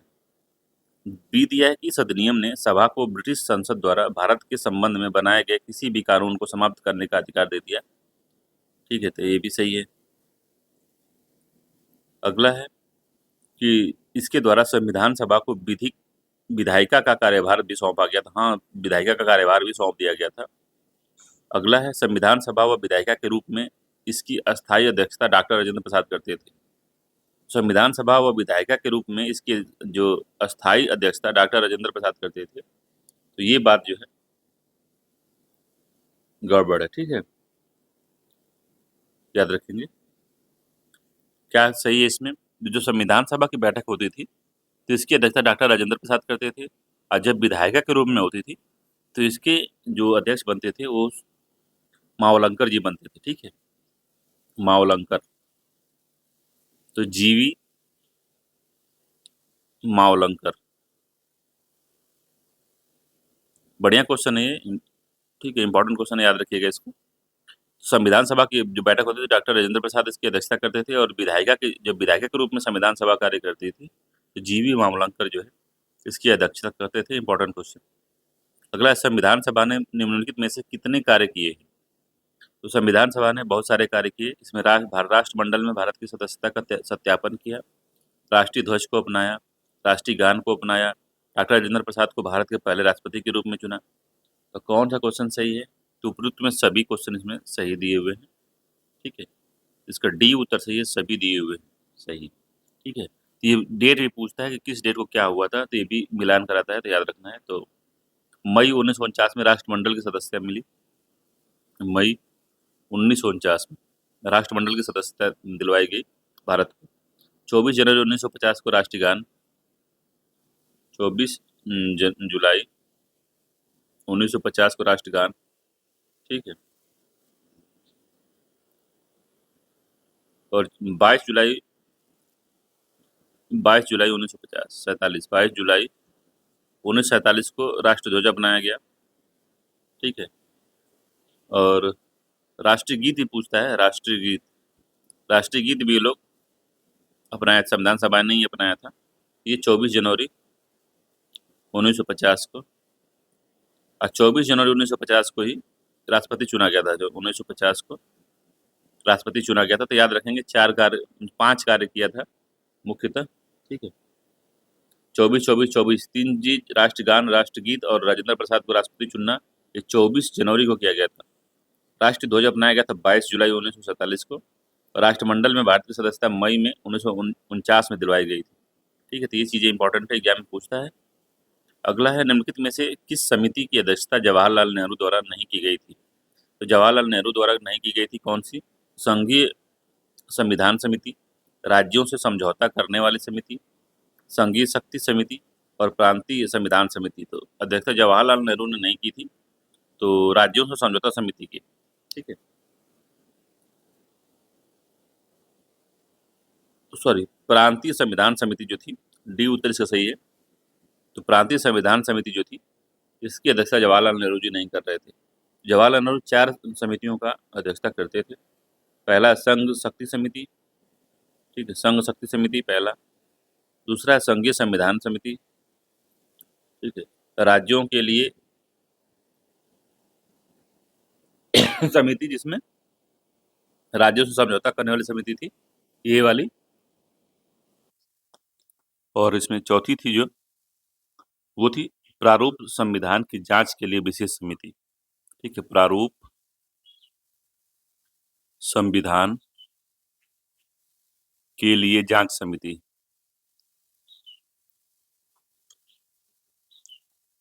इनकी अध्यक्षता कर देते हैं। ठीक, 42वां क्वेश्चन है, the constitution as settled by the assembly we passed प्रस्ताव निम्नलिखित में से किसने पेश किया था? बताना है आपको। 42वां क्वेश्चन है, तो the constitution is settled by the assembly we passed प्रस्ताव जो है, doctor Rajendra Prasad, Jawaharlal Nehru, Vallabhbhai Patel, B are Ambedkar. तो बी आर अम्बेडकर ने पेश किया था, डी उत्तर सही है। 14 नवंबर 1949 की में शुरू हुआ था ये, और बी आर अम्बेडकर ने इसको यह प्रस्ताव पेश किया था, ठीक है। और संविधान के प्रारूप पर जो पेश इस प्रस्ताव को 26 नवंबर 1949 को पारित घोषित कर दिया गया था, तो याद रखना है इसको, ठीक है। इस संविधान का जो उद्देश्य या प्रस्तावना है, उसी से संबंधित ये प्रस्ताव था, ठीक है। अगला है, संविधान सभा के लिए हुए चुनावों के परिणाम के संबंध में निम्नलिखित में से कौन सा कथन असत्य है? पहला, कांग्रेस ने सर्वाधिक 208 सीटें जीती थी, ठीक है, ये सही है। मुस्लिम लीग दूसरे सर्वाधिक सीट जीतने वाला दल था, ये भी ठीक है। इसमें स्वतंत्र उम्मीदवारों ने भाग नहीं लिया था, तो यही गलत है। इसमें स्वतंत्र उम्मीदवार निर्दलीय स्वतंत्र उम्मीदवार भाग लिए थे, ठीक है। याद रखेंगे, स्वतंत्र उम्मीदवार इंडिपेंडेंट 8 लोग थे, ठीक है, 8 लोग लड़े थे इसमें, तो ये वाला गलत है। सॉरी, सी उत्तर से गलत है, सी वाला, बाकी सब सही है। अगला है, सभा ही कांग्रेस है और कांग्रेस ही भारत है। संविधान सभा के संदर्भ में उपरोक्त कथन निम्न में से किसने कहा था? तो ग्रेनविल ऑस्टिन ने कहा था, ये बी उत्तर सही है। डिट्टो पूछता है एग्जाम में, ग्रेनविल ऑस्टिन। 45 से संविधान सभा ने भारत के केवल एक बड़े समुदाय का प्रतिनिधित्व किया था, तो संविधान सभा के संदर्भ में उपरोक्त कथन निम्नलिखित में से किसने कहा था? तो 45 नंबर क्वेश्चन है कि संविधान सभा ने भारत के केवल एक बड़े समुदाय का प्रतिनिधित्व किया था, ठीक है। संविधान सभा के संदर्भ में उपरोक्त कथन निम्नलिखित में से किसने कहा था? लॉर्ड विस्काउंट, ग्रेनविल ऑस्टिन, विंस्टन चर्चिल, उपरोक्त में से कोई नहीं। तो किसने कहा था ये 45वें का? तो सी उत्तर सही है, विंस्टन चर्चिल ने ये बात बोली थी, ठीक है, सी उत्तर सही है। अगला है कि भारत की संविधान सभा में 31 दिसंबर 1947 को निम्नलिखित राज्यवार सदस्यों पर विचार कीजिए तथा इन्हें बढ़ते से घटते क्रम में हमको व्यवस्थित करना है, ठीक है। संविधान सभा के 31 दिसंबर 1947 को निम्नलिखित राज्यवार सदस्यों के कितने सदस्य गए थे, ये बताना था। भारत की संविधान सभा जो 31 दिसंबर 1947 को जो सदस्यता मिली थी, उसमें मद्रास से सर्वाधिक 49 लोग गए थे। मद्रास से नहीं, संयुक्त प्रांत से लगभग 55 लोग थे। मद्रास से 49 लोग थे, ठीक है। बॉम्बे से कितने थे? पश्चिम बंगाल से 19 लोग थे। बॉम्बे से थे 21 लोग, ठीक है। तो 4 हो गया, 2 हो गया, 3 हो गया, 1 हो गया, तो 4 2 3 1 सही है इसका। बी उत्तर सही है। याद रखेंगे कि भारत की संविधान सभा में 31 दिसंबर 1947 को राज्यवार सदस्यता में मद्रास 49, बॉम्बे 21, पश्चिम बंगाल 19, संयुक्त प्रांत 55 था, पूर्वी पंजाब 12 था और बिहार जो था 36 था, और मध्य प्रांत एवं बरार जो था उसमें 17 लोग थे। अगला है कि पहली निर्वाचित संसद दोनों सदनों के साथ अस्तित्व में आई। तो जो पहली निर्वाचित संसद थी, दोनों सदनों के साथ कब अस्तित्व में आई थी? तो 1952 में आई थी। इसका सी उत्तर सही है, 1952 में आई थी। अगला है कि पाकिस्तान के लिए गठित संविधान सभा में सम्मिलित राज्य थे। तो पाकिस्तान के लिए जो है संविधान सभा बना था, उसमें सम्मिलित राज्य कौन-कौन से थे, ये बताना है आपको, ठीक है। तो पहला है पूर्वी पंजाब, पश्चिमी बंगाल, उत्तरी पश्चिमी सीमांत प्रांत और असम का सिलहट जिला। तो 3 और 4 थे इसमें, मतलब 3 और 4 ये दोनों थे, ठीक है। सी उत्तर सही है। पश्चिमी पंजाब था, पूर्वी बंगाल था, उत्तर-पश्चिम सीमांत प्रांत था, असम का सिलहट जिला था, ठीक है। सी उत्तर सही है इसमें। अगला है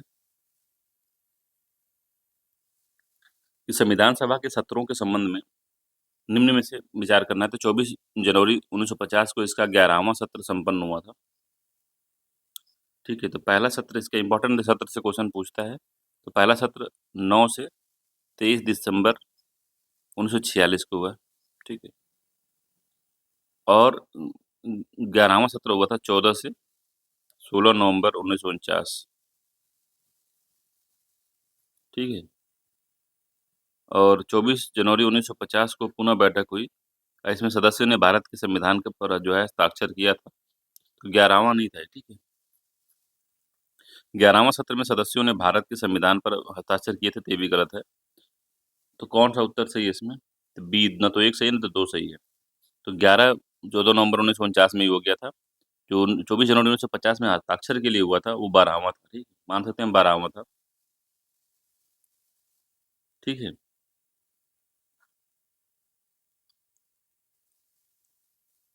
तो इसका बी उत्तर सही है, ना तो 1 ना तो 2। अगला है, भारत के संविधान की को विस्तृत बनाने के लिए निम्नलिखित में से कौन कारण है? तो भारत का संविधान जो विस्तृत है, बड़ा है, उसका कारण क्या पूछ रहा है? तो भारत का विस्तार और विविधता, ये ठीक है। भारत शासन अधिनियम 1935, भारत शासन अधिनियम 1935, ये भी ठीक है। इससे भी काफ़ी प्रावधान लिए गए हैं। केंद्र और राज्यों के लिए एकल संविधान, ये भी ठीक है। संविधान सभा में कानून विशेषज्ञों का प्रभुत्व था, तो इसीलिए संविधान जो है विस्तृत रूप से लिखा गया था। ये भी बात सही है। तो दोनों ही कथन सही दिए हुए हैं, चारों कथन सही दिए हैं। तो इसका डी उत्तर सही है। उपरोक्त में से सभी यही कारण से संविधान हमारा इतना बड़ा है और विस्तृत बना है, ठीक है। अगला है कि भारत के संविधान का निर्माण विश्व के विभिन्न संविधान को छानने के बाद किया गया है। उपर्युक्त घोषणा जो है किसने की थी? जवाहरलाल नेहरू, राजेंद्र प्रसाद, डॉक्टर अम्बेडकर और के.एम. मुंशी। तो किसने की थी, ये बताना है आपको। तो डॉक्टर अम्बेडकर ने ये बात बोली थी, सी उत्तर से सही है। अम्बेडकर जी ने ये बात बोली थी। अगला है, भारतीय संविधान के संदर्भ में निम्नलिखित कथनों पर विचार करना है। तो संविधान का दार्शनिक भाग ब्रिटेन से प्रेरित है, सही बात है। भारतीय संविधान के राजनीतिक भाग का अधिकांश हिस्सा अमेरिका और आयरलैंड के संविधान से लिया गया है, ठीक है। तो ये भी बात सही है, दोनों ही कथन सही दिए हुए हैं, सी उत्तर सही है। दोनों कथन सही दिए हुए हैं। अगला 53 नंबर क्वेश्चन है कि संविधान के संदर्भ में निम्नलिखित कथनों पर विचार कीजिए। अनम्य संविधान संशोधन करने के लिए विशेष प्रक्रिया की आवश्यकता होती है। तो अनम्य मतलब होता है रिजिड, ठीक है। रिजिड मतलब कठोर। कठोर संविधान को संशोधन करने के लिए विशेष प्रक्रिया की आवश्यकता होती है, तो ये बात सही है। ब्रिटेन का संविधान नम्य संविधान का उदाहरण है। तो ब्रिटेन का जो संविधान है वो लिखित संविधान नहीं है, ठीक है। तो ब्रिटेन का संविधान जो है लिखित संविधान नहीं है।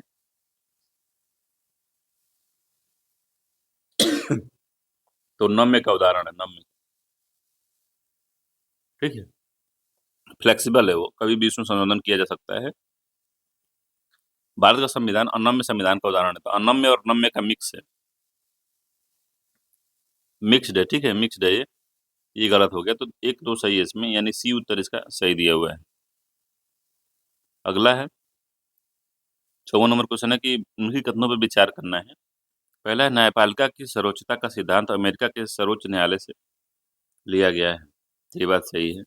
भारत में सर्वोच्च न्यायालय की न्यायिक समीक्षा संविधान शक्ति जो है अमेरिका के सर्वोच्च न्यायालय से कम है, ये बात से ये कम है, ठीक है। तो भारतीय जो संसदीय प्रणाली और ब्रिटिश संसदीय प्रणाली जो है भिन्न है, परंतु भारत में जो सर्वोच्च न्यायालय की न्यायिक समीक्षा शक्ति अमेरिका के से लिया गया है और उससे कम भी है, क्योंकि अमेरिका के संविधान में विधि की जो नियत प्रक्रिया है का प्रावधान है, जबकि भारत में विधि द्वारा स्थापित प्रक्रिया है, ठीक है। नियत प्रक्रिया मतलब विधि की एक-एक लाइन की चेक होगी कि क्या सही है, क्या नहीं सही है। और भारत में क्या है कि विधि द्वारा स्थापित प्रक्रिया मतलब कि विधि की जो स्थापना हो रही है, वो क्या सही तरीके से हो रही है कि नहीं हो रही है, इस पे फ़ोकस करता है। और अमेरिका में क्या करता है कि जो ये तो देखता ही है कि सही तरीके से एस्टेब्लिश हो रहा है कि नहीं हो रहा है।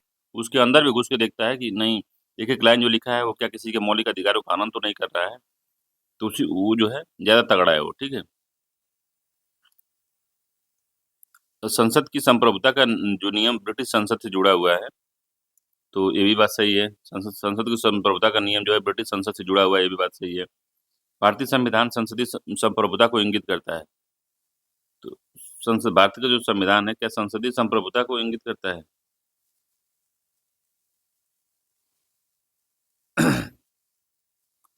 तो संसदीय संप्रभुता भारत में इंगित नहीं करता है। क्यों नहीं करता है? क्योंकि जो सुप्रीम कोर्ट है या हाई कोर्ट है और जो संसद है, कोई कानून बनाती है, तो उसको ये निरस्त भी कर सकता है।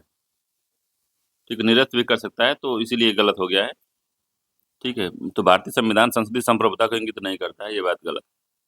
तो कौन सा क्वेश्चन इसमें कौन सा आंसर सही है? तो सी उत्तर सही है। 1, 2, 3 सही है और चौथा जो है गलत दिया हुआ है।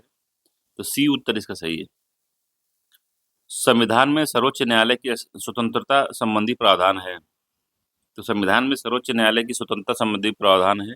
न्यायाधीशों के लिए निर्धारित सेवा शर्तें, न्यायाधीशों को कार्यकाल की सुरक्षा, अवमानना के लिए दंड देने की शक्ति, कार्यपालिका से न्यायपालिका को अलग रखना देवी। तो सभी ये डी उत्तर इसका सही है। सभी चीजें इसमें सर्वोच्च न्यायालय को स्वतंत्र रखने की का प्रावधान है। ठीक है। और एक ये भी है कि इनका जो पूरा खर्चा है वो भारत की संचित निधि से है। भारत की संचित निधि से इसमें कटौती जल्दी नहीं की जा सकती अपने मनमानी तरीके से। ठीक है। अगला है 56 नंबर का कि संविधान में मौलिक अधिकारों से संबंधित तथ्य नहीं है। संविधान में मौलिक अधिकारों से संबंधित तथ्य क्या नहीं है इसमें? तो ये राजनीतिक लोकतंत्र की भावना को प्रोत्साहन देते हैं। ठीक है। तो राजनीतिक लोकतंत्र की भावना को प्रोत्साहन देते हैं। तो ये बात से प्रोत्साहित करते हैं। मौलिक अधिकार परिवर्तनीय नहीं है, तो परिवर्तनीय है नहीं, गलत दिया है। तो यही बी वाला जो है तथ्य नहीं है भारत के संविधान में, बाकी सब है। अगला है कि संसद द्वारा इन्हें संविधान संशोधन अधिनियम द्वारा समाप्त किया जा सकता है। तो हाँ, किया जा सकता है। ये कार्यपालिका का निरोधक की तरह काम करता है। तो कार्यपालिका पर निरोधक की तरह कार्य करता है या रोकथाम की तरह कार्य करता है। ठीक है, ये भी बात सही है। बी वाला ही सही नहीं है, बाकी सब सही है। सार्वभौमिक वयस्क मताधिकार के संदर्भ में निम्न कथनों पर कौन सा कथन सही है? तो सार्वभौमिक वयस्क मताधिकार में वर्ष 1989 में मतदान करने की उम्र 21 वर्ष से घटा के 18 वर्ष कर दिया गया। तो क्या ये बात सही है? तो ये बात सही है कि वर्ष 1989 में मतदान की उम्र को 21 वर्ष से घटाकर 18 वर्ष कर दिया गया था। तो कौन सा संविधान संशोधन हुआ था, ये बताना है आपको।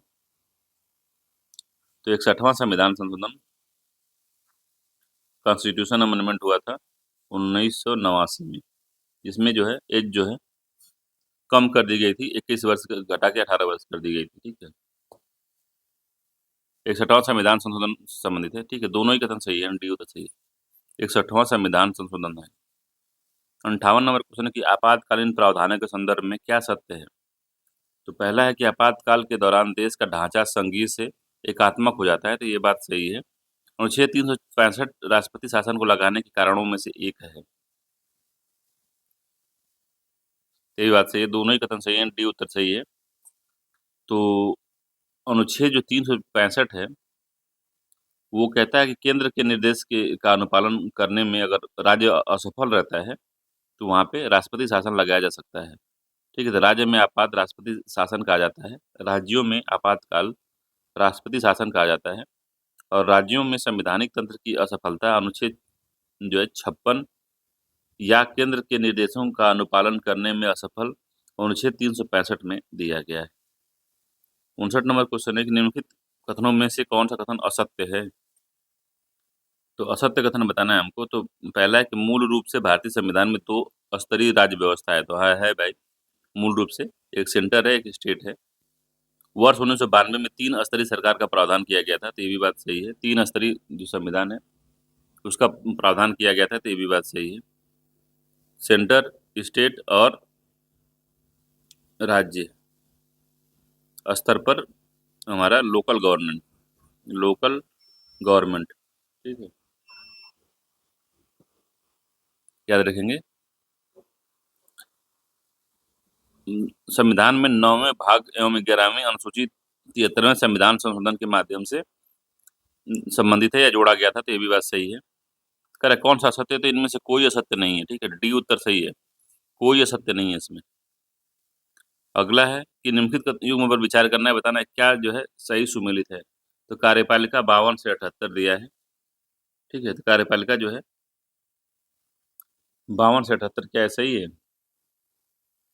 तो संघ की सरकार जो है वो 52 से 78 दिया है, ये बात सही है। संसद जो है अनुच्छेद 79 से 122 है, ये भी बात सही दिया है। ठीक है। अगला है राष्ट्रपति की विधायी शक्तियाँ, तो 123 में है। ठीक है। ठीक है, ये सही है। संघ की न्यायपालिका अनुच्छेद 124 से 147 है। तो संघ की जो न्यायपालिका है 124 से 147 है, ये भी बात सही है। तो चारों ही सही सुमेलित है। ठीक है, डी उत्तर इसका सही है, चारों ही सही सुमेलित है। अगला है, निम्नलिखित में से कौन सा युग्म सही सुमेलित नहीं है? तो भाग 18 में आपात उपवन 352 से 360 के बीच में दिया हुआ है। क्या ये बात सही है? तो आपात उपवन 352 से 360 तक दिया गया है, ये बात सही है। भाग 20 संविधान का संशोधन है 368 में। तो भाग जो 20 है संविधान संशोधन 368 दिया है, ये बात भी सही है।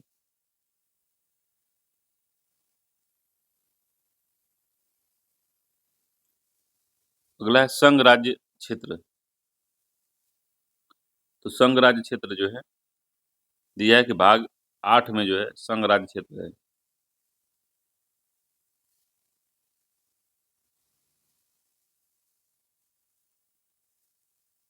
दो सौ उनतालीस से 242, ठीक है, याद रखेंगे, ठीक। तो एक दो केवल दो सत्य है इसमें, व्युत से केवल दो, पहला और दूसरा सत्य है, बाकी गलत दिया है, ठीक है। 62वां है कि निम्नलिखित कथनों पर विचार करना है। तो अनुच्छेद 72 में दंडादेश के निलंबन, परिहार या लघुकरण की शक्ति राष्ट्रपति को इंगित करता है। तो दंडादेश के बारे में बात सही है, पहला ठीक है। दूसरा अनुच्छेद 112 धन विधेयक को परिभाषित करता है। तो अनुच्छेद 110 जो है धन विधेयक की परिभाषा देता है, धन विधेयक की परिभाषा।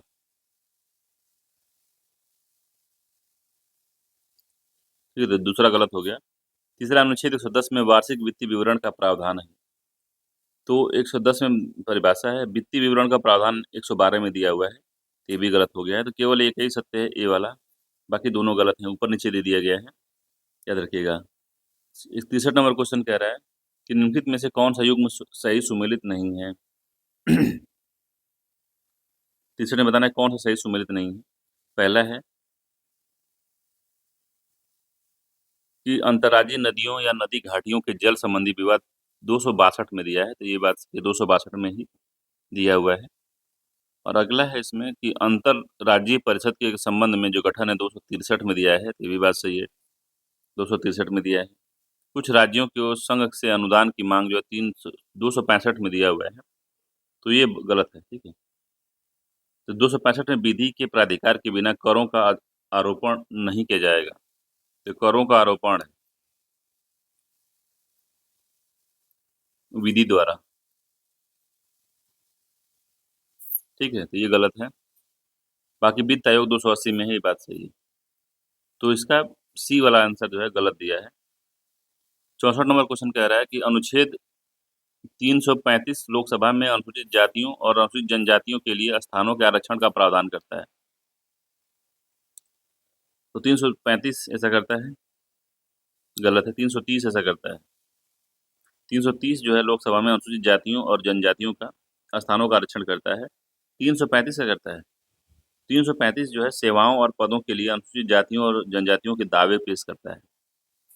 330 दिया, तो उत्तर ये इसका दे दिया है और ये जो है इसका दिया है, ठीक है, तो उल्टा दे दिया, तो दोनों में से कोई सही नहीं है। सी उत्तर सही है, ना तो एक सही है ना तो दो सही है, ठीक है। 8वीं अनुसूची के बारे में बताना है क्या सही है। तो 8वीं अनुसूची में सिंधी भाषा को 1967 में 21वें संविधान संशोधन के माध्यम से जोड़ा गया था, तो गलत है, ठीक है। 8वीं अनुसूची में जो सिंधी भाषा का जोड़ा गया था, क्या पूछ रहा है, कौन सा सही नहीं है? सिंधी भाषा जो है 21वें संविधान संशोधन 1967 द्वारा जोड़ा गया था, ये बात सही है, पहला वाला। दूसरा कोंकणी मणिपुरी और नेपाली 1992 के 72वें संविधान संशोधन के माध्यम से जोड़ा गया था। तो कोंकणी मणिपुरी और नेपाली को 1992 में 72वां नहीं 71वां संविधान संशोधन, इसलिए गलत है, 71वां संविधान संशोधन। बाकी दिया बोडो, डोंगरी, मैथिली, संथाली 2003 में 93वां संविधान संशोधन के माध्यम से जोड़ा गया था। तो 93वां नहीं है, 92वां है, ठीक है, ये भी गलत है। तो केवल एक ही सत्य है, बाकी दो गलत है। सी उत्तर सही है, 2-3 गलत हैं। गलत पूछा था कौन सही नहीं है, इसीलिए, ठीक है, सी उत्तर सही है। अगला संविधान के स्रोतों एवं उनके विषयों के संबंधित युग्म पर विचार करना है। तो भारत शासन अधिनियम 1935 द्वारा लोक सेवा आयोग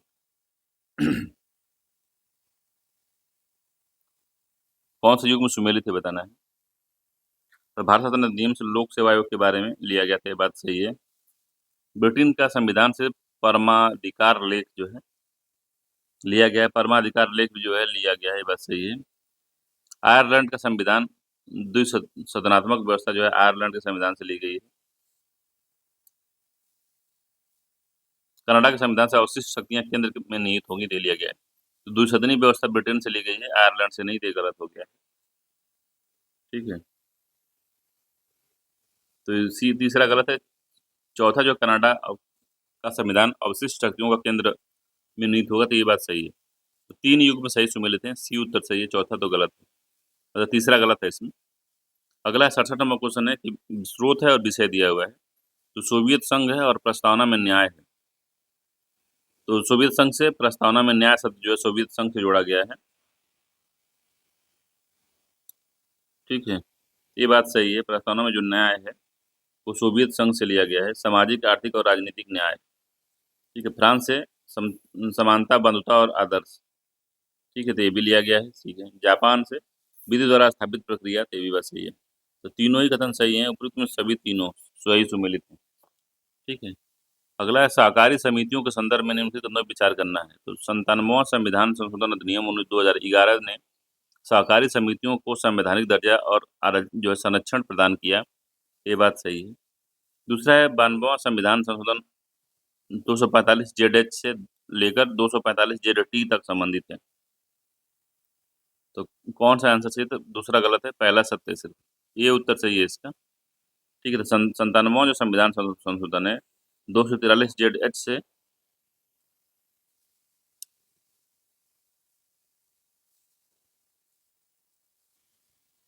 ये 243 जेड टी है, 243 जेड टी। ठीक है, ये है यहाँ पे, 45 नहीं है यहाँ पे, इसीलिए दूसरा वाला गलत हो गया है, तो ये उत्तर सही है।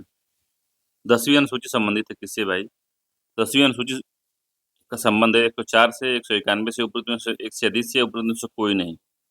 तो 10वीं अनुसूची का जो संबंध है वो किससे है? तो 102 से और 191 से। ठीक है, 104 नहीं है, 102 एवं 191 से। ठीक है,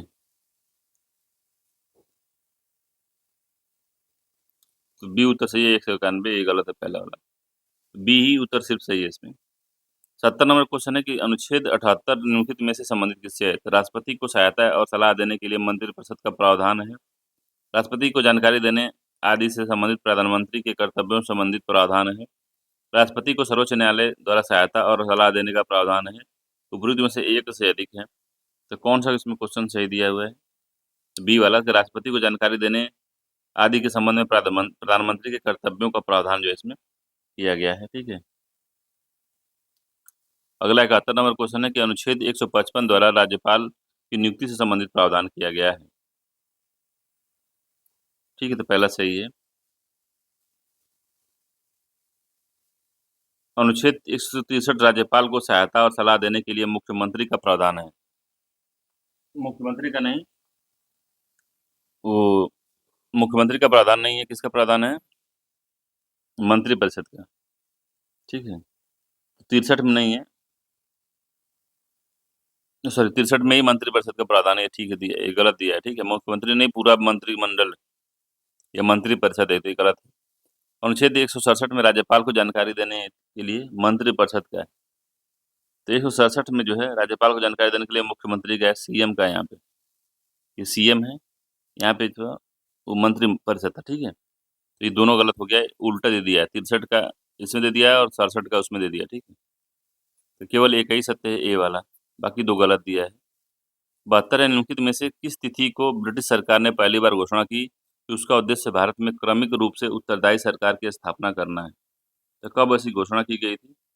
तो 20 अगस्त 1917 को ऐसी घोषणा की गई थी। डी उत्तर सही है। तो 20 अगस्त 1917 को ब्रिटिश सरकार ने पहली बार घोषित किया कि उनका उद्देश्य क्रमिक रूप से उत्तरदायी सरकार का गठन करना है, और 1919 में भारत शासन अधिनियम द्वारा इसको लागू भी किया गया था। ठीक है, अगला है निम्नलिखित में से कौन वायसराय की कार्यकारिणी परिषद के प्रथम भारतीय सदस्य थे जिन्होंने विधि सदस्य के रूप में कार्य किया था? तो सुभाष चंद्र बोस नहीं थे, शंकर नारायण भी नहीं थे, सत्येंद्र प्रसाद सिन्हा थे, उपरोक्त में से कोई नहीं था। कौन था भैया इसमें? तो सत्येंद्र प्रसाद सिन्हा थे, ठीक है, सत्येंद्र प्रसाद सिन्हा जी थे, ठीक है। तो 1935 में भारत शासन, सॉरी, 1909 में के जो अधिनियम के अंतर्गत पहली बार किसी भारतीय को वायसराय और गवर्नर की कार्यकारी परिषद में लाया गया था, और सत्येंद्र प्रसाद सिन्हा जो है वायसराय की कार्यकारी परिषद के प्रथम सदस्य बने थे, भारतीय सदस्य जो विधि सदस्य के रूप में कार्य कर रहे थे।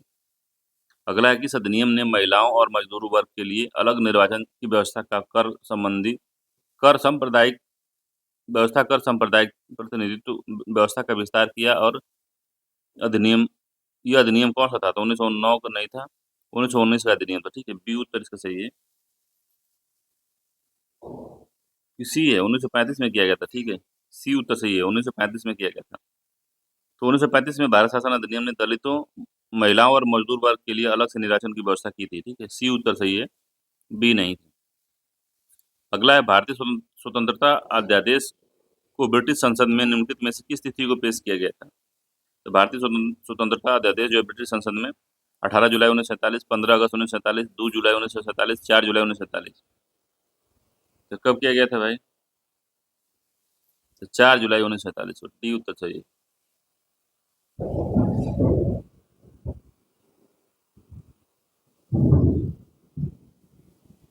ठीक है, तो इसमें 75 क्वेश्चन इस थे प्रैक्टिस के लिए, ठीक है। तो 75 क्वेश्चन हमने देख लिया है। अगर ये वीडियो आपको अच्छा लगी, इन्फॉर्मेटिव लगे, तो आप जो कमेंट करके बताइए क्या ऐसी वीडियो आपको और चाहिए, तो ऐसी वीडियो आपको बनाई जाएगी, ठीक है। चलिए मिलते हैं अगली वीडियो में, तब तक के लिए धन्यवाद।